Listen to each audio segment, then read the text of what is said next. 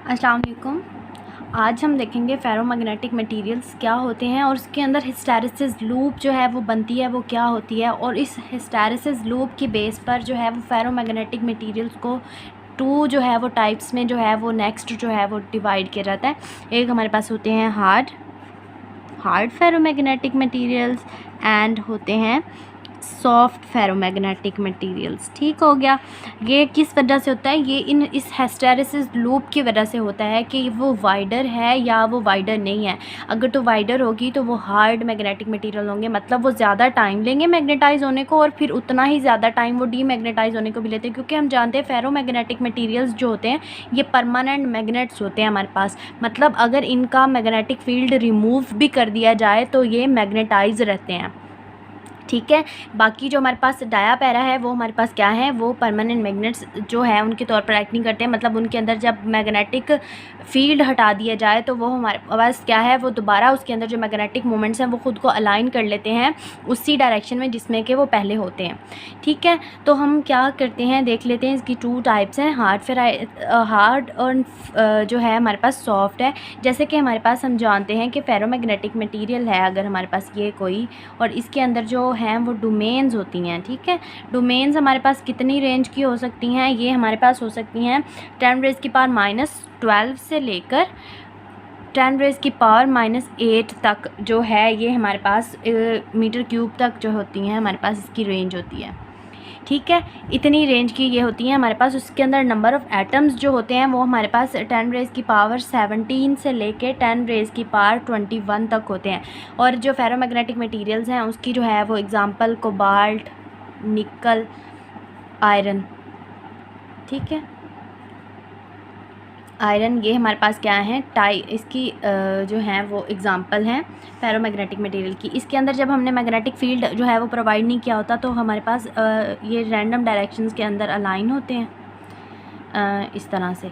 और एक जो इसकी अलाइनमेंट होती है वो दूसरी जो है वो डोमेन से चेंज होती है, और इसके अंदर वो किस तरह से होती है, ये डोमेन वॉल्स जो हैं ये इसको अलहदा करती है। एक तरह की ओरिएंटेशन के जो हैं वो मैग्नेटिक मोमेंट्स को दूसरे जो है वो डोमेन के अंदर वो डिफरेंट होते हैं।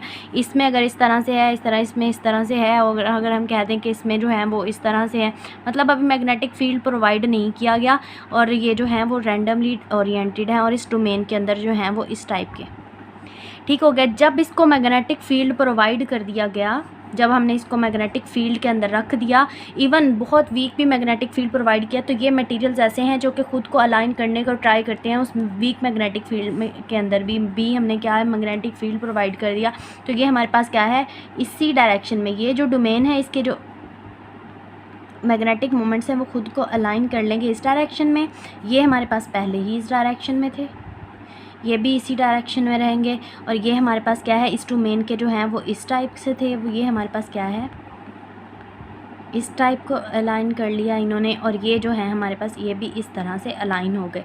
मतलब मैग्नेटिक फील्ड की डायरेक्शन में ख़ुद को इन्होंने अलाइन कर लिया। जब हमने इसका मैग्नेटिक फील्ड हटा भी दिया ना, तो ये हमारे पास क्या है, अगर ये तो देखो ये इसी डायरेक्शन में अलाइन थे तो ये मैग्नेटाइज ही रहा ये वाला रीजन। ये वाला रीजन भी क्या है कि वो बहुत टाइम लेगा, क्योंकि उसको वो एंगल जो है वो कवर करना पड़ेगा। क्योंकि अब ये देखो ये हमारे पास इस जो है वो अपोजिट डायरेक्शन में था, मैग्नेटिक फील्ड जो प्रोवाइड किया गया इस डायरेक्शन में था, तो इसने इतना फासला तय किया है मैग्नेटाइज होने के लिए।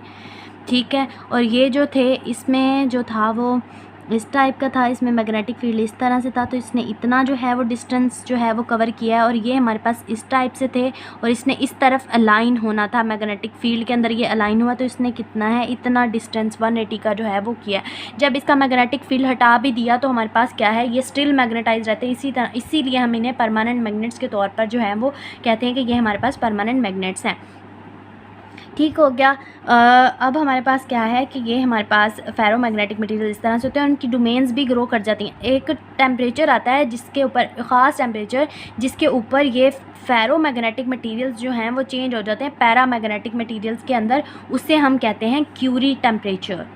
क्यूरी टेम्परेचर के अंदर के ऊपर जाकर ये हमारे पास, अगर देखो कि हमारे पास अगर हम ये कर्व होती है हमारे पास टेम्परेचर की, इस तरफ टेम्परेचर होता है, इस तरफ हमारे पास मैग्नेटाइजेशन होती है।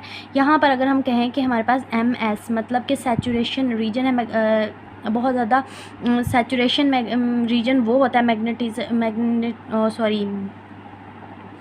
मैग्नेट्स का सैचुरेशन रीजन वो होता है जिस पर वो फुल्ली मैग्नेटाइज हो चुके होते हैं, मतलब हाईएस्ट वैल्यूज़ होती है वहाँ पे मैग्नेटाइजेशन की, जहाँ पर कोई भी मटेरियल मैग्नेटाइज हो चुका होता है। अगर हम कहें कि टेम्परेचर हमारे पास T क्यूरी ये है, तो इसके अंदर जो है ये इस कर्व के अंदर जो है ये फेरोमैग्नेटिक रहते हैं, और इस टेम्परेचर के बाद ये क्या है, पैरामैग्नेटिक मटेरियल्स में चेंज हो जाते हैं। पैरामैग्नेटिक मटेरियल्स हम जानते हैं कि वो परमानेंट मैग्नेट्स नहीं होते, लेकिन उसकी अलाइनमेंट जो मैग्नेटिक मोमेंट्स की होती है वो मैग्नेटिक फील्ड की डायरेक्शन के अंदर ही होती है, मतलब जो डायरेक्शन मैग्नेटिक फील्ड की होती है वो उसी डायरेक्शन में खुद को अलाइन कर लेते हैं। लेकिन जैसे ही मैग्नेटिक फील्ड हटाया जाता है ये दोबारा से, अगर हमारे पास क्या है, ये दोबारा से रैंडमली ओरिएंटेड हो जाते हैं इसके अंदर, मतलब अगर इस टाइप से यूँ इस टाइप से, ठीक है। जब मैग्नेटिक फील्ड रिमूव कर दिया जाता है इनका, तो ये इस तरह से फिर से जो है वो रैंडम डायरेक्शन में आ जाते हैं। लेकिन इसको परमानेंट मैग्नेट्स इसलिए कहा जाता है, इस वजह से कहा जाता है क्योंकि ये मैग्नेटिक फील्ड हटा देने के बाद भी जो है वो मैग्नेटाइज रह जाते हैं। अब हम बात करेंगे हिस्टैरिसीस लूप की। अगर हमने क्या है कि एक हमारे पास हमने ये हिस्टैरिसीस लूप जो है ये हम देखते हैं मैग्नेटाइजेशन और मैग्नेटिक फील्ड स्ट्रेंथ के दरमियान, ठीक है। यहाँ पर होती है हमारे पास मैग्नेटिक फील्ड और B और H के दरमियान हम इसे देखते हैं। ये मैग्नेटाइजेशन होती है, इस तरफ मैग्नेटाइजेशन होती है मतलब B होता है, और इस तरफ हमारे पास H होता है।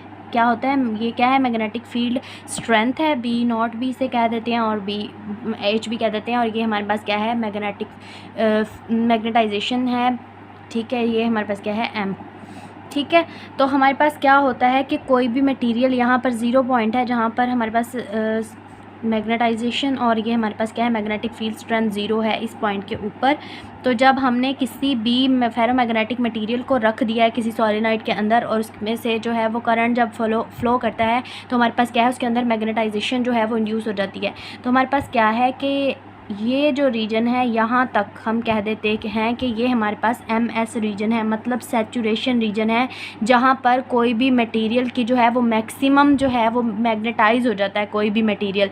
तो जब इसके अंदर जब इसका करंट जो है या मैग्नेटिक फील्ड हटा दिया जाता है, तो ये अपना ओरिजिनल पाथ, ये वाला, इसको कभी भी फॉलो नहीं करता, मतलब कि ये डीमैग्नेटाइज हो जाए, दोबारा से आके इसी पोजीशन पे रह जाए। ये ferromagnetic materials hysteresis loop show करते हैं।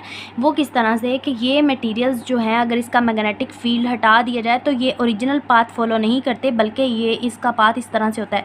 इस रीजन को कहते हैं, अगर ये OA है और ये हमारे पास क्या है, इसको हम B कहते हैं, तो ये हमारे पास क्या है, रिटेंटिविटी इस रीजन को कहते हैं कि कोई भी मटेरियल की एबिलिटी जब उसका मैग्नेटिक फील्ड हटा दिया जाए तो वो खुद को मैग्नेटाइज रखने का ट्राई करे, उसको हम कहते हैं कि उस मटेरियल की रिटेंटिविटी बोलते हैं। और अगर उसके बाद जो है वो एक पॉइंट ऐसा आता है कि उसको जो है वो मैग्नेटिक फील्ड अब हमने हटा दिया, तो जो मटेरियल है वो ओरिजिनल पोजीशन पे आने की ट्राई करता है, मतलब ओरिजिनल पोजीशन उसकी क्या है, ज़ीरो पर। इसको जो है वो कहते हैं कोरेसिविटी। इस रीजन को, इसको हम नाम दे देते हैं हमारे पास C का। कोरेसिविटी क्या है, ये कि कोई भी मटेरियल अपने ओरिजिनल पोजीशन में जब आता है उस रीजन को हम कहते हैं कि कोरेसिविटी है, या उस मटेरियल की प्रॉपर्टी है, कोरेसिविटी बोलते हैं उसको, ठीक है। फिर उसके बाद जब क्या होता है कि नेगेटिव जो है डायरेक्शन के अंदर मैग्नेटाइजेशन मैग्नेटिक फील्ड प्रोवाइड किया जाता है, तो ये हमारे पास क्या है, ये दोबारा से यहाँ पर इसका सैचुरेशन रीजन आ जाता है, लेकिन इन नेगेटिव डायरेक्शन। फिर जब इसका मैग्नेटिक फील्ड जो है वो रिमूव कर दिया जाता है, तो क्या होता है कि इसके अंदर जो एबिलिटी हम कहते हैं कि मैग्नेटिक फील्ड के अंदर एबिलिटी उसकी कि वो खुद को मैग्नेटाइज रख सके even after removal of the magnetic field, उसको हम कहते हैं रिटेंटिविटी। लेकिन ये क्या है, नेगेटिव डायरेक्शन में है, जो ये यहाँ से फिर क्या होगा, इस डायरेक्शन में यहाँ तक ये पाथ फॉलो करेगा। उसके बाद क्या होगा, कोरेसिव रीजन हो जाएगा। कोरेसिव रीजन में क्या हो जाएगा, ये अपनी ओरिजिनल पोजीशन पे चला जाएगा। उसके बाद क्या है, दोबारा से जब इसको मैग्नेटिक फील्ड प्रोवाइड किया गया तो ये दोबारा से A रीजन के ऊपर चला गया। तो ये हमारे पास क्या है, पाथ फॉलो करेगा A से B, फिर C रीजन, फिर D, फिर ई, एफ़ और ए, ये हमारे पास क्या है, एक लूप बना देगा। इसको लूप को कहते हैं हिस्टैरिसीस लूप। और यहाँ पर हमारे पास क्या है, ये इस तरफ तो रीजन तय करता है, मतलब मैग्नेटाइजेशन होती है तो सैचुरेशन रीजन हो जाता है। लेकिन मैग्नेटिक फील्ड रिमूव करने के बाद भी क्या है कि ये अपनी इस वाली जो है वो पाथ को फॉलो नहीं करता कि यहाँ से दोबारा से डीमैग्नेटाइज होकर ज़ीरो पोजीशन पे आ जाए। तो ये हमारे पास क्या है, फेरोमैग्नेटिक मटेरियल्स की ये के अंदर जो है वो हिस्टैरिसीस लूप है। और हमारे पास इसी हिस्टैरिसीस लूप की जो बेस के ऊपर जो है वो हम कहते हैं कि वो हार्ड फेराइड्स हैं, हार्ड मटेरियल्स हैं, फेरोमैग्नेटिक मटेरियल्स हैं, ये सॉफ्ट फेरोमैग्नेटिक मटेरियल्स हैं। जैसे कि ये हमारे पास क्या है, बहुत चौड़ी हमारे पास हिस्टैरिसीस लूप होती है, मतलब ज़्यादा टाइम लिया इसने मैग्नेटाइज होने को, फिर उतना ही टाइम लिया इसने डीमैग्नेटाइज होने को। लेकिन अगर हमारे पास क्या है, बहुत ही कम इस टाइप का हम कह लें कि बहुत ही थोड़ी जो है वो हमारे पास क्या है, कम जो है वो विड्थ की हमारे पास हिस्टैरिसीस लूप आई है, तो इस टाइप के जो होंगे वो हमारे पास, उनको हम कहेंगे कि ये हमारे पास हैं सॉफ्ट फेरोमैग्नेटिक मटेरियल्स। मतलब बहुत कम टाइम लेके ये सैचुरेशन मतलब मैग्नेटाइज हुए हैं, तो इसका मतलब है कि टाइम भी डीमैग्नेटाइज होने के लिए भी उतनी जल्दी ही, ये जो डीमैग्नेटाइज भी उतनी जल्दी ही हो जाएंगे। तो इसकी बेस पर इन्हें डिवाइड किया जाता है हार्ड और सॉफ्ट के अंदर। ठीक है, I hope you got the point. जो है हमारे पास हमने इसकी जो है वो फेरोमैग्नेटिक मटेरियल्स देखा कि वो क्या होते हैं, उसके अंदर डोमेन्स क्या होती हैं, और जो है वो उसके अंदर जो हिस्टैरिसीस लूप किस तरह से होता है। और हिस्टैरिसीस लूप की बेस पर हमने कहा है कि वो हमारे पास 2 टाइप्स के होते हैं, hard ferromagnetic materials and soft ferromagnetic materials. ठीक है, और जो हमारे पास निकल होता है ना, आयरन होता है, ये हमारे पास हार्ड जो है फेरोमैग्नेटिक मटेरियल्स होते हैं। ठीक है, अगर कोई क्वेश्चन है तो आप कमेंट सेक्शन में वो भी मेंशन कर सकते हैं, तो मैं आपको इंशाल्लाह ट्राई करूँगी कि उसका आंसर भी जो है वो प्रोवाइड कर दूँ। ठीक है, अपना बहुत सा ख्याल रखिएगा, दुआ में याद रखिएगा। अल्लाह हाफ़िज़।